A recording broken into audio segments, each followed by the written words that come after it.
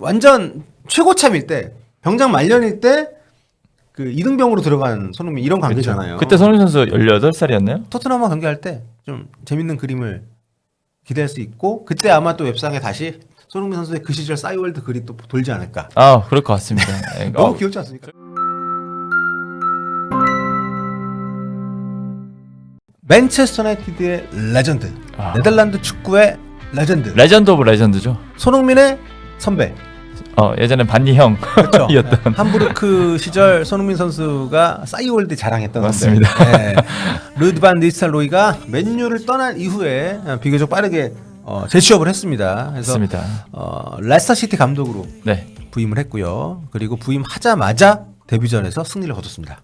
맨유에서도 소방수 역할을 맡아서 굉장히 잘해줬는데 레스터에서 중도 부임했음에도 불구하고 곧바로 좀 팀 분위기를 바꾸는데 성공을 했습니다. 네. 4일, 그러니까 오늘 새벽이죠. 네. 킹파워 스타디움에서 열렸던 프리미어리그 웨스트햄 유나이티드와의 경기에서 또 새 감독에게 경기 시작 2분 만에 맞습니다. 첫 골을 남긴 제이미 바디의 선제골을 시작으로 해서 무려 3골을 넣고 3대1 대승을 했고요. 네. 3대 0으로 거의 이기는 경기였습니다. 맞습니다. 추가 시간에 이제 필크루크가 만회를 하면서 웨스트햄이 한 골 넣긴 했지만 네. 아주 대승을 했고, 근데 경기 내용은 그렇지 않았습니다. 기록만 제가 소개를 해드려도 웨스트햄이 슈팅을 31개 냈어요. 슈팅 31개, 유효슈팅 10개. 네. 레스터 시티는 슈팅 8개, 유효슈팅 6개. 점유율도 4대 6 정도였고. 웨스트햄 경기를 어떻게 한 거야? 네. 물론 결정력에서 정말 심각한 문제인 것 같은데 유효슈팅이 10개니까. 근데 레스터가 원래는 좀 이런 팀이었잖아요. 네. 역습으로 굉장히 한 방 잘 매기는 그 중심에는 항상 바디가 그렇죠. 있었고 그런 면모를 좀 다시 한번 되살린 게 아닌가 싶습니다. 네. 레스터 시티가 최근에 이제 쿠퍼 감독 경질을 한 이유가 성적이 워낙 안 좋았기 때문인데요. 네. 최근 5경기에서 1무 4패. 네. 그래서 6경기 만에 리그 승리를 그것도. 이뿐만 아니고 실점이 어마어마하게 최근에 굉장히 많았습니다. 네, 그렇습니다. 오늘 경기 이전까지 27골 실점을 좀 하면서. 네, 28골 실점했죠. 네. 이번에 경기에 하면서 네, 됐고, 네, 그래서 그렇죠. 리그에서 가장 실점이 많은 팀 중에 하나였는데 울버햄튼이 압도적으로 많고요. 그런데 어쨌든 이번 승점 3점을 추가를 하면서 순위도 5위까지 네. 껑충 좀 끌어올리게 됐습니다. 사실 대행 시절에 잘했잖아요. 성적이 잘 나왔잖아요. 맨유 대행을 하면서. 네, 3승 1무니까 네. 그 당시에도 이제 맨유 팬들이 반니스텔로이 떠날 때 굉장히 아쉬움이 있었죠. 네, 대행 시절 워낙 잘했어서. 네. 그리고 레전드 출신이었잖아요. 네. 레전드 출신이 와서 또 성적을 내주면 약간 구단의 그런 순혈주의 같은 그런 느낌이 좀 있기 때문에 반니스텔로이 감독이 리얼 레드. 네. 또 계속 가는 그림도 나올 수 있었을 텐데 맨유는 이미 약간 아모린 감독과 거의 이제 계약을 마친 그쵸, 상태였기 그쵸. 때문에 남을 수는 좀 없었습니다. 그리고 판네슬레 감독이 PSV 시절의 지도력에 대해서 좀 평가가 엇갈리더라고요. 아무튼 맨유 입장에서는 선택을 하질 않은 거니까 네. 잉글랜드를 떠날 수도 있었는데 결국 임시감독 시절에 성과를 낸 게 좀 영향을 많이 미친 것이 아닌가. 일단 임시감독 시절에 레스터 시티를 대파를 했습니다. 네. 그런 점을 좀 봐서 레스터가 좀 선임을 고려했지 않을까 싶고요. 반니스텔로이 같은 경우에는 아모림 체제에서 좀 남고 싶어 했잖아요. 그렇죠. 이게 참 이례적인데 워낙 스타 출신이다 보니까 원래 코치들한테 그런 인터뷰 기회 자체가 안 주어지는데 네.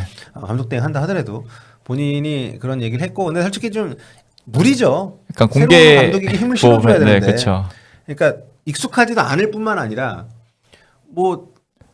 주목을 더 많이 받을 수밖에 없는 인물이기도 하고. 그렇죠. 이제 임시감독까지 했으니까 그렇죠. 두 개의 태양이 있을 수는 없잖아요. 그렇죠. 떠날 수밖에 없는 상황이었는데 어쨌든 그런 여러 가지 자기 어필이 레스터시티 감독직으로 연결이 된 면이 없지 않고 결과적으로는 잘 됐다고 볼 수 있겠죠. 일단 출발은 상당히 좋은 상황이 됐으니까.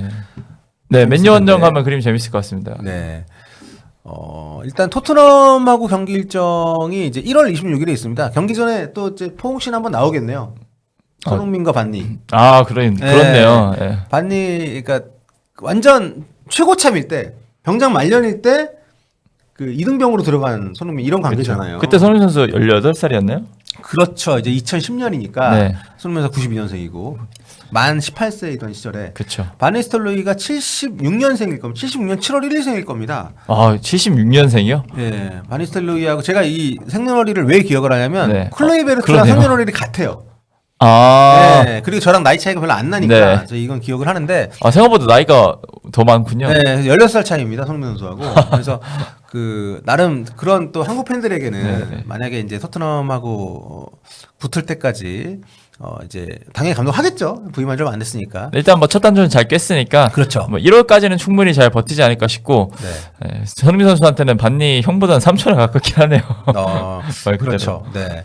아무튼 맨유 원정은 올 시즌 2번이나 갔었네요. 네. 컵 대회도 갔었고 리그도 갔었고 해서 맨유 원정은 올 시즌에는 이제 없는데 네.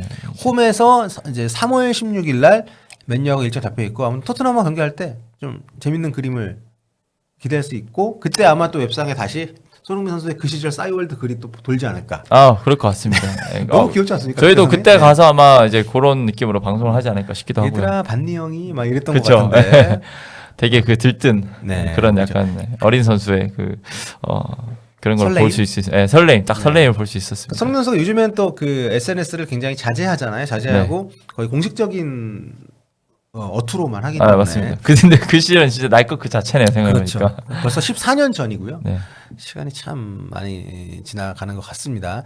정식- 바디 선수의 활약이 또 이 새 감독을 반갑게 맞이를 해줬네요. 아마 5호 골일 겁니다, 바디가. 네. 역시, 참, 37살에 저렇게, 골 감각 유지하는 게 쉽지 않을 텐데, 여전히 뭐, 골문 앞에서는 날카로운 모습 보여주고 있고요. 그리고 재밌는 게 첫 지휘봉을 잡은 반니 감독과 이날 첫 골을 넣은 바디 선수가 좀 공통점들이 좀 있더라고요. 네, 기록을 좀 공유를 인연이, 예. 하고 있는데요. 일단 바디가 2015년 8월부터 11월까지 11경기 연속 득점에 좀 성공을 하면서 PL 연속골 신기록을 달성한 게 있는데 앞서서 이 기록을 가졌던 게 바로 파네스텔로였습니다. 파네스텔로는 맨유 소속으로 2003년 3월부터 8월까지 10경기 연속골을 넣었었거든요. 네. 근데 파네스텔로가 감독이 굉장히 쿨하게 바디의 그 11경기 연속 득점을 좀 축하를 하기도 했습니다. 네. 당신은 넘버원이고 그럴 자격이 있다. 네, 이제는 감독과 선수로 만나게 됐네요. 네, 그렇죠. 그 바니스톨레 감독 제 선수 시절 기억이 나는 게 원래 그 PSB에서 데리고 올 때 네. 메디컬 테스트 통과를 못 해가지고 예전에 맨유- 말이 많았죠. 이적이 안 됐어요. 근데 퍼거슨 감독이 그걸 기다려줬습니다. 맞습니다. 그래서 그 다음 시즌에 영입을 해서 네. 그 퍼거슨 감독의 퍼거슨 감독의 기대가 틀리지 않았다는 거를 네덜란드 리그 성공한 선수들이 프리미어리그 많이 건너왔는데 성공한 케이스가 그렇게 많지는 않거든요. 맞습니다. 근데 정말 대박 영입이 됐었고 그리고 반니스텔로 같은 경우에는 도대체 이 선수의 명확한 장점이 뭐냐라는 소리까지 들을 정도로 약간은 네. 뭐 작은 육각형 같은 느낌인데 맨유 와서 완전히 완전 대성했죠. 늦게 떴어요. 아까 제가 얘기했던 이제 클로이베르트 같은 경우는 10대 시절부터 아약스에서 엄청 네. 활약을 하고 챔피언스리그 우승골까지 넣으면서 주목을 많이 받았는데 바네스텔렌지 늦게 떴고요. 늦은 나이에 상대적으로. 그래서 제가 기억이 나는 게 2003년도에 올트래포드에서 그 당시 저는 리버풀 유학 중이었고 네. 세필드로 연수를 와 있던 황선홍 그 당시에 이제 은퇴한 직후에 네. 황선홍 은퇴 선수와 그때 챔피언스리그 맨체스터 올트래포드에서 같이 경기를 봤습니다. 그때 네. 상대가 누구인지 기억이 안 나는데 올림피아코스였나? 근데 아무튼 그때 경기를 보면서 황선홍 당시 은퇴 선수가 했던 얘기 중에 인상적이었던 두 가지가 하나는 굉장히 낯설다. 내가 수만 명 앞에서 경기를 해봤지만 수만 명 속에서 경기를 본 경우는 처음이다. 그게 인상적이었고 그렇겠네요. 두 번째로 그때만 해도 이렇게 전방 압박 시대가 이전이잖아요. 네. 그래서 공격수들이 수비를 잘 안 했어요. 어느 정도 자기 영역 근처에 왔을 때 좀 마무리만 하는 그런 느낌. 도와주는 그런 건 했지만 저 때만 해도 그냥 그 공격수들은 계속 좀 힘을 비축하고 있다가 공격 넘어오고 온돌발 상황이 됐을 때 힘을 폭발시켜가지고 골을 넣는 네. 그런 거에 집중을 했었거든요. 근데 그때 우리나라에서는 이제 공격수들이 잘 안 뛰면 좀 비판 여론들이 있었어.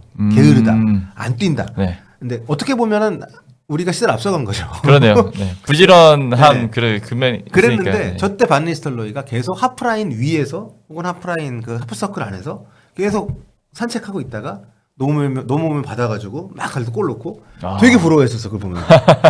야 여기는 저래도 골을 넣어주니까 아무도 뭐라 안 한다. 네, 그랬던 기억이 있습니다. 아무튼 그 시절에 한 시대를 풍미했던 스트라이커였던 바니스텔로이 이제 감독이 돼서 또 낯선 팀의 레스터시티 유니폼을 입고 네. 이렇게 첫 승을 거둔 것이 참 제 세대들에게는 좀 많은 생각을 많은 옛날 생각을 나게 하는 네. 그런 부분이어서 요즘 워낙 그 감독 데뷔가 빠르잖아요. 뭐 네. 젊은 나이에 감독 들어와서 잘하는 감독들도 많아지고 그래서 그런지 반니스텔로이의 이 감독이 좀 늦어 보이긴 하는데 네. 뭐 능력을 보여주면 앞으로 좀 기대할 수 있는 감독이 되지 않을까라는 생각도 듭니다. 그렇습니다. 아무튼 좀 이런 스타 감독 또 다른 의미에서 지도자로서는 아직 스타가 아니지만 네. 대단한 스타였던 감독의 또 감독 데뷔전 리그 감독 데뷔전 이 소식 다뤄봤습니다. Facts of truth, jesting through the ever-changing tide, through silent chambers fading fast, caught between reality and lies. Where shadows meet, I am reborn. In the stillness, I fade.